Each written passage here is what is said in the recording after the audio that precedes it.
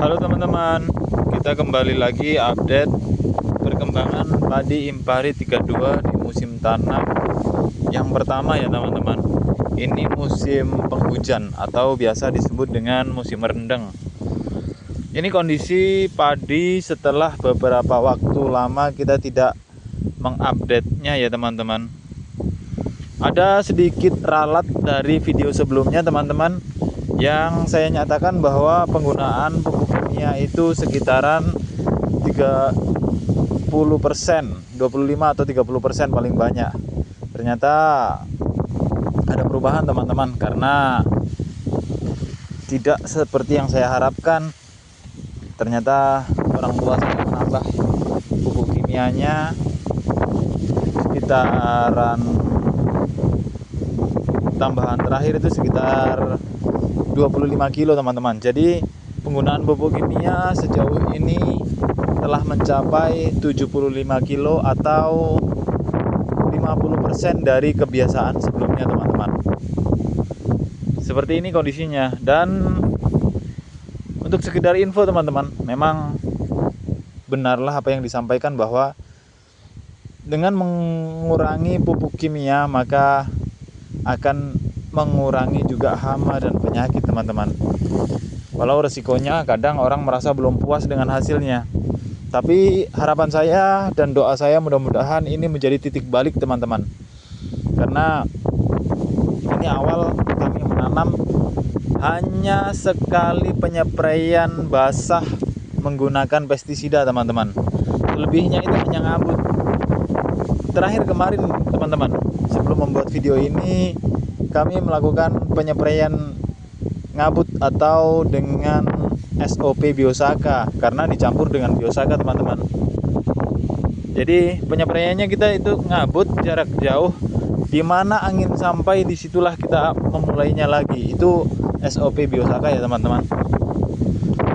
Jadi untuk lahan luasan 3/4 hektar ini kita hanya menghabiskan 2 tangki sprayer yang kapasitas 20 liter teman-teman untuk penyepraian ngabutnya teman-teman. Jadi untuk penyepraian ngabut seingat saya 2 kali. Jadi total penyepraian pestisida yang pertama itu penyepraian basah atau seperti biasa, walaupun sedikit kami lakukan agak irit ya teman-teman, karena kita ngambilnya juga agak jarak jauh basahnya. Jadi mungkin sekitar 75% saja walaupun basah, tidak sampai 100%. Dan kalau yang keduanya kali itu dengan menggunakan SOP Biosaka, kami penyepraiannya itu dari jarak jauh teman-teman. Bahkan sekitar 17 hingga 20 meter kurang lebih ya teman-teman. Itu kami mengambil jarak sekitar 17 hingga 20 meter karena kita menunggu momen dimana angin itu bertiup kencang teman-teman. Ternyata alhamdulillah efektif teman-teman. Seperti ini kondisinya. Ya tidak menutup kemungkinan memang padi kita masih terserang hama. Seperti padi ini ada 1 buah yang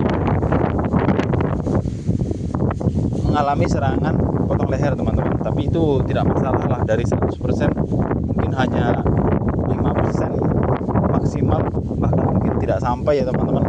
Mudah-mudahan cuma 2 atau 3% yang mengalami serangan hama potong leher. Ada beberapa juga yang mendapatkan serangan seperti penggulung daun teman-teman. Jadi daunnya putih-putih karena nutrisinya diambil oleh ulat penggulung daun, dimakan daunnya. Itu ada juga, cuman alhamdulillahnya tidak sampai mengusik ketenangan kami ya teman-teman. Karena semua itu memang kita harus mulai dari keyakinan. Alhamdulillah, mudah-mudahan harapan dan doa saya ini menjadi pembelajaran untuk kita semua, khususnya untuk diri saya pribadi, karena menjadi awal dan titik balik. Ternyata memang benar-benar bisa penyepraian menggunakan sistem biosaka, yaitu abot sekali, bahkan seperti mirip drone ya teman-teman. Kalau drone itu kapasitas 20 liter bisa 1 hingga 2 tangki paling banyak untuk 1 hektar. Ini pun hampir mirip ya teman-teman, karena 3/4 hektar itu hanya menghabiskan 2 tangki, itu lebih kemarin teman-teman, lebih mungkin sekitar ya 5 liter lah. Ngirit sekali teman-teman, ngirit tenaga, ngirit biaya.